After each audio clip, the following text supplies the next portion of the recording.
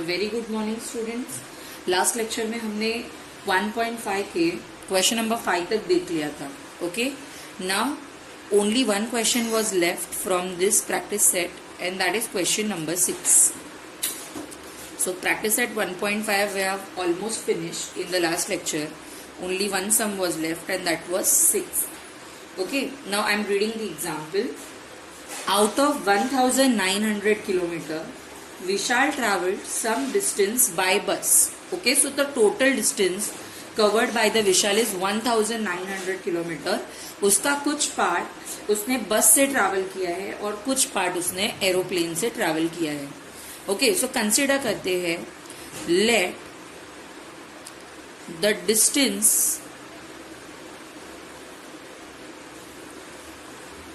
Travelled by बस B, बस से जो ट्रैवल किया है वो डिस्टेंस ले लेते हैं x, और वो डिस्टेंस होगा किलोमीटर में क्योंकि टोटल डिस्टेंस भी किलोमीटर में दिया है. एंड बाय ट्रेन, जो ट्रेन से किया है कवर,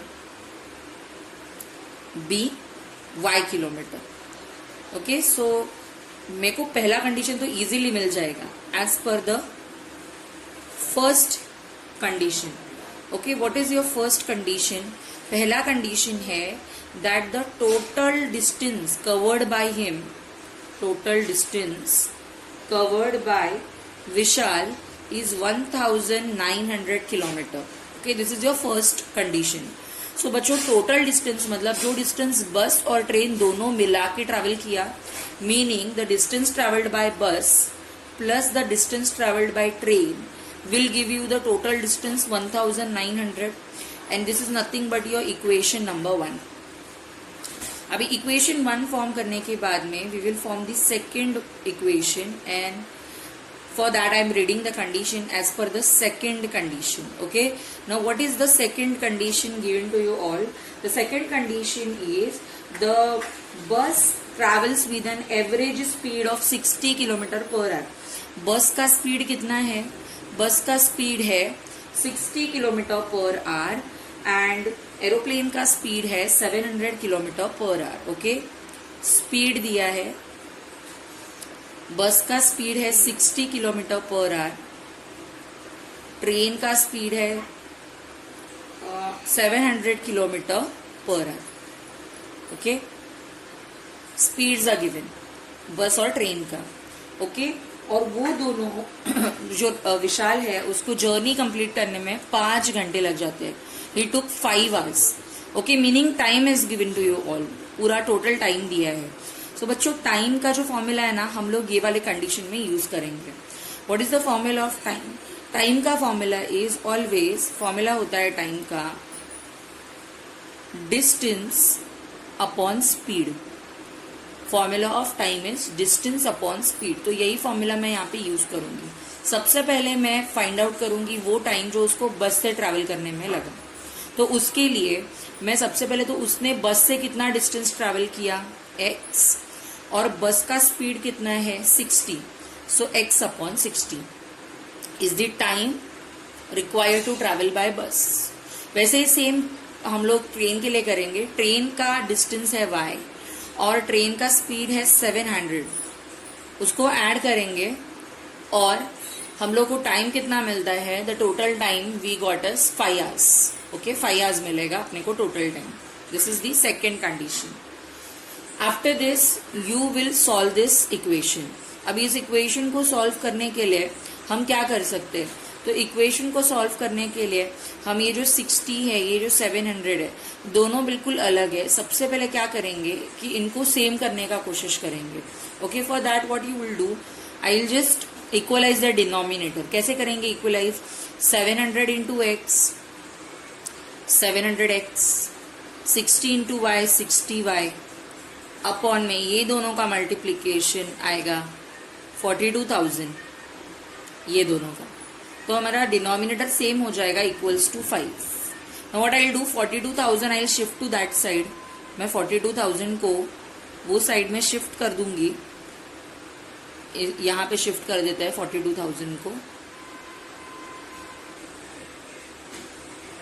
नाउ आफ्टर दिस इसको हम और रिड्यूस कर सकते हैं 60 और 700 को।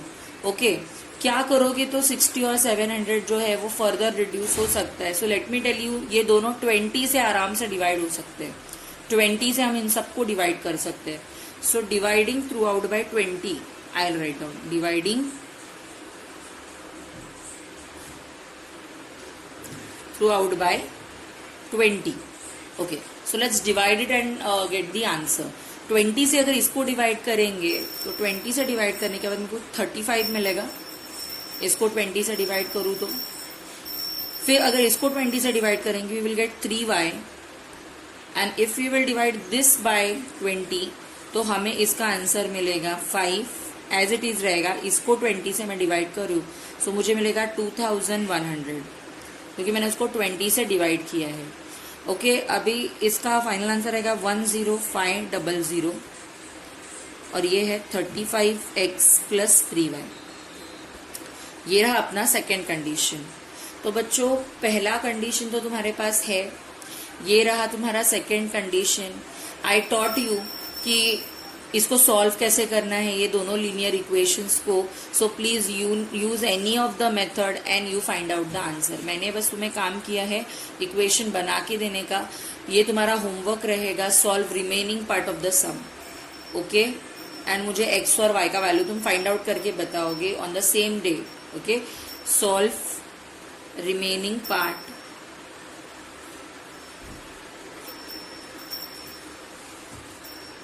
of the example. This is going to be your homework. Okay, ये तुम्हारा होमवर्क रहेगा। चलो बच्चों इसके बाद हम लोग आज जो स्टार्ट कर रहे हैं that is the next lesson, that is quadratic equations.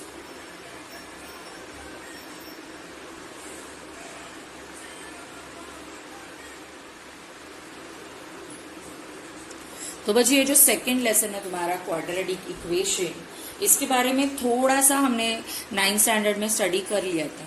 Okay तो ये क्वाड्रेटिक इक्वेशन जो है दैट इज एक्चुअली व्हाट, क्या होता है ये क्वाड्रेटिक इक्वेशन एक्चुअली। तो बच्चों क्वाड्रेटिक इक्वेशन मतलब कोई भी इक्वेशन जिसका द इक्वेशन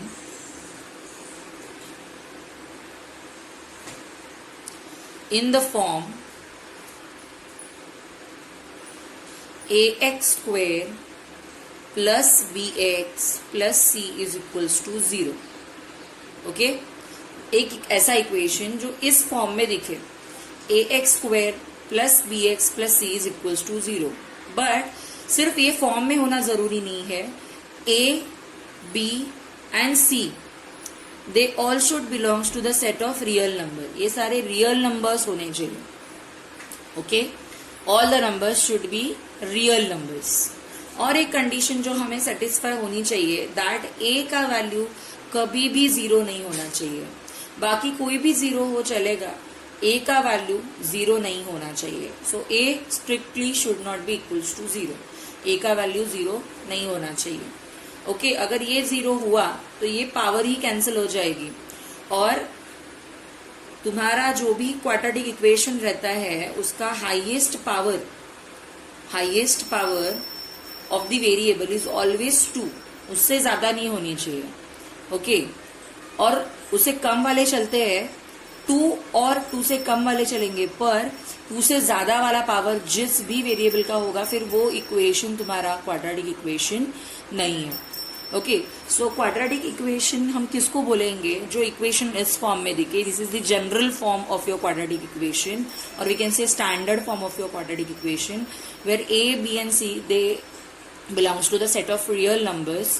a का वैल्यू स्ट्रिक्टली 0 नहीं होना चाहिए, ये दोनों 0 हो चल जाएगा पर ये 0 बिल्कुल नहीं होना चाहिए। मीनिंग ये टर्म प्रेजेंट होनी ही चाहिए और हाईएस्ट पावर इसका 2 होना चाहिए, उससे ज्यादा नहीं। Okay, so let's start with our first exercise 2.1. Okay, in that the very first question is write any। Okay, हम लोग practice at 2.1 start कर रहे हैं। यहाँ पे मैं क्वेश्चन नंबर 1 जो है वो लिख रही हूँ। क्वेश्चन नंबर 1 है write any two quadratic equation। Okay, write any two quadratic equations.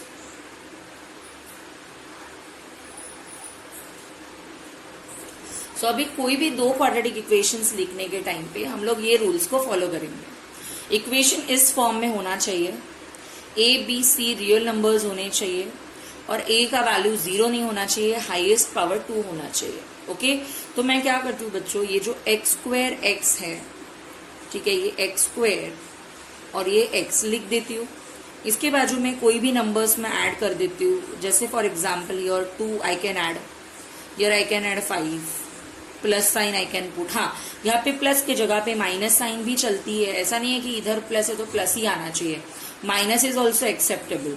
Okay और यहाँ पे बच्चों ये जो सी दिख रहा है ना तुम्हें, ये सी के बाजू में कोई वेरिएबल नहीं होता है. That is always a constant term. Constant term meaning कोई भी एक नंबर, तो मान लो 9 और यहाँ पे आएगा equal to 0. So this is one of the example of your quadratic equation.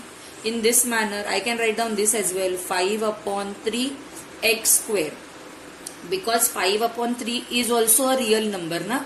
5/3 भी रियल नंबर है तो ये भी चलेगा. बस यहाँ पे नंबर 0 नहीं होना चाहिए, बाकी कोई भी नंबर चलता है. -2x, सारे वेरिएबल्स जो है सेम होने चाहिए. Is equals to suppose 8 is equals to 0. So this is again one kind of quadratic equation of yours. Now second question जो तुम्हें दिया है, that is we have to decide whether following equations are quadratic equations or not. Okay, दूसरा question में हमें decide करना है कि तुम्हारा इक्वेशन क्वाड्रेटिक इक्वेशन है या नहीं है. सो फॉर दैट जो मैंने रूल्स बोले थे वो फॉलो होने चाहिए. कौन से रूल्स बोले थे कि यहाँ पे ये स्टैंडर्ड फॉर्म इस तरीके से होना चाहिए. देखो ये स्टैंडर्ड फॉर्म में है. ओके ऑल्सो इधर ए का वैल्यू 1 है, बी का वैल्यू 5 है, सी का वैल्यू -2 है.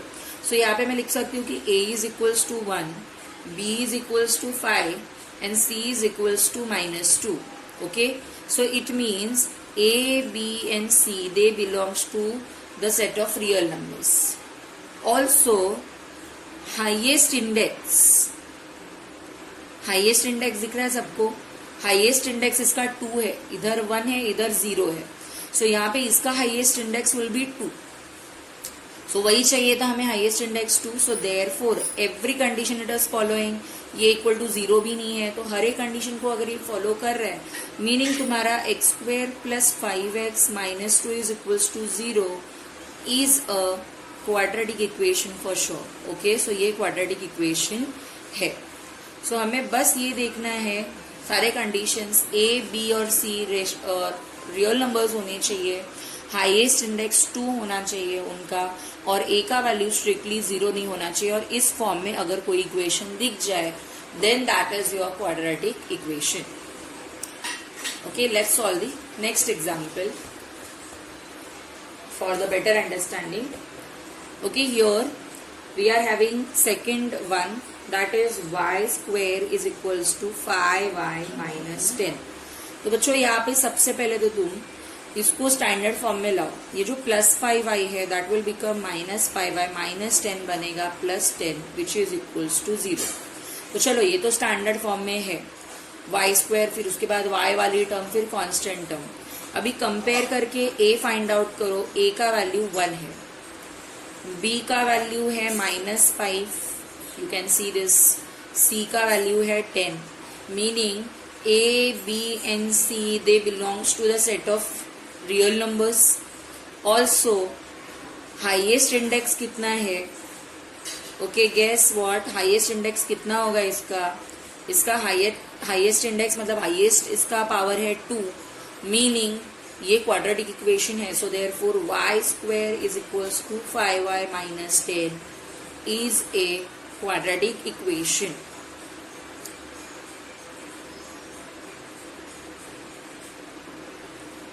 ओके इसके बाद हम लोग थर्ड भी सॉल्व कर लेते हैं. तुम्हारा जो थर्ड वन है that is y² + 1/y is equals to 2. तो यहाँ पे बच्चों सबसे पहले तुम्हें इसको सॉल्व करके लेना पड़ेगा, ठीक है, क्योंकि मैंने क्या कहा था, सभी जो है वो रियल नंबर्स होने चाहिए. उसके अलावा यहाँ पे देख लेते हैं कि हम लोग इसको सॉल्व कर पाते हैं कि नहीं कर पाते हैं. ठीक है, अभी मेरे को y कैंसिल करना है यहाँ से, क्योंकि y ऊपर होना चाहिए था, नीचे है. सो what I will do to cancel out this, मैं इसको कैंसिल करने के लिए क्या करूंगी, y से मल्टीप्लाई कर दूंगी, तो ये कैंसिल हो जाएगा. So what I will do, multiplying throughout by y. Okay, we get, क्या मिलेगा y से मल्टीप्लाई करने के बाद में, we will get y cube. बराबर, इधर y से मल्टीप्लाई करूं, यहाँ पे मिलेगा 1, क्योंकि y तो कैंसिल हो जाएगा y से y को मल्टीप्लाई करने के बाद, और यहाँ पे y से मल्टीप्लाई कर दूं तो 2y. अगर मल्टीप्लाई करोगे तो पूरे को मल्टीप्लाई करना पड़ेगा, left as well as the right side. After this I will just bring this 2y over your y cube minus 2y plus 1. तो ये जो है तुम्हारा इक्वेशन, यहाँ पे हाईएस्ट इंडेक्स तुम्हें 3 दिख रहा है, बाकी कुछ देखने की जरूरत भी नहीं है. इधर ही तुम्हें समझ में आ जाएगा कि ये क्वाड्रेटिक इक्वेशन नहीं है, because your highest index is 3 over your. What we want is maximum 2 से ज्यादा नहीं होना चाहिए highest index. So therefore your equation y square plus 1 upon y is equals to 2 is not a quadratic equation. तो ये quadratic equation नहीं है. Word everyone, तो ये क्वाड्रेटिक इक्वेशन नहीं है. Okay, similar manner you can solve second. So homework में दे रही हूँ क्वेश्चन नंबर 4. क्वेश्चन नंबर 4 जो है इसके अंदर का, वो तुम ऐसे ही सिमिलर मैनर सॉल्व कर सकते हो. 5th one I am solving. It is m plus 2 and m minus 5 is equals to 0. Okay, चलो इसको सॉल्व करते हैं. For that we have to multiply this. So m into m I will get m square, m into 5 I'll get 5m, then 2 into m I'll get 2m, 2 5s are 10 is equals to 0. So m square इसका answer आएगा -3m minus 10 is equals to 0. Now you all can see कि हमारा standard form में आ गया है. Then your a का value is 1, b का वैल्यू है -3, c का वैल्यू है -10. Okay, all they are real numbers, ये सारे के सारे रियल नंबर्स है. उसके अलावा a का वैल्यू 0 भी नहीं है. Okay, a is not equals to 0 over your, and your highest power. Okay, can you guess what is your highest index over your? Your highest index is 2 over your. So it means this is your quadratic equation m plus 2 m minus 5, which was your original sum, is a quadratic equation. So ये quadratic equation है.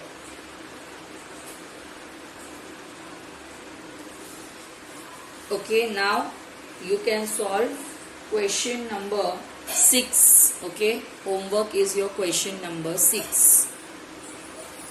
This you will solve and take it as a homework and send it on my personal number. Now question number 3 we will start. In this question हम लोग को तो सबसे पहले equation को standard form में लिखना है, मतलब ax square plus bx plus c के फॉर्म में लिखना है. Then a b c find out करना है. Okay, quite easy it is. We are having the very first question, that is 2y is equals to 10 minus y square. तो पहले क्या करेंगे, इसको स्टैंडर्ड फॉर्म में लिखेंगे. Minus y square, bring it on this side, plus y बनेगा 2y as it is. उसके बाद 2y आना चाहिए, y स्क्वायर के बाद y की टर्म, फिर कांस्टेंट. यहाँ पे -10 होगा बिकॉज ये प्लस है, तो यहाँ पे आके minus. Now this side will become 0. Okay, तो अभी बच्चों ये आ गया है standard form. Now compare this and you get your values of a b and c. Okay, so values of therefore a का वैल्यू क्या दिख रहा है, a का वैल्यू कुछ नहीं है तो 1 है, तो यहाँ पे 1. b का वैल्यू इज 2, c का वैल्यू इज -10. सो हमने दोनों कर लिया. This is the standard form. यहाँ पे बता देने का कि ये कौन से फॉर्म में आ गया, स्टैंडर्ड फॉर्म. और इसके बाद a b c के वैल्यूज भी हमने फाइंड आउट कर लिए.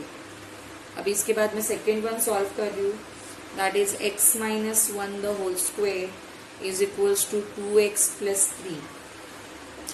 सो इसको पहले तो स्क्वेयरिंग करेंगे. Squaring will be a square. a square मतलब x स्क्वेयर. फिर आता है -2ab. So 2 into x into 1, so 2x. and 1 का square is 1. So here I have applied the formula of a minus b the whole square. इस side में है 2x plus 3. Now please bring it in the standard form. How we are going to bring it? ये देखो plus 2x इसके जैसा दिख रहा है ना, तो ये plus 2x you just bring on this side, it will become minus 2x. Plus 1 was already there, plus 3 को इधर लेके आओ, माइनस 3 इट विल बिकम, और यहाँ पे बच गया 0, सब यहाँ पे लाया तो. Then we have x square minus 4x, 1 में से 3 गया minus 2. So now this is in the standard form. Okay, ये स्टैंडर्ड फॉर्म में आ गया है. तो अभी हम a के वैल्यू को फाइंड आउट करते हैं. a का वैल्यू इज 1 ओवर हियर, कुछ नहीं तो 1 है. b का value with sign you will be taking minus 4, and c का value is minus 2. Okay, so in this manner you can get the values of a, b, c and you can bring your equation in the standard form. Okay, thank you so much everyone. Bye bye.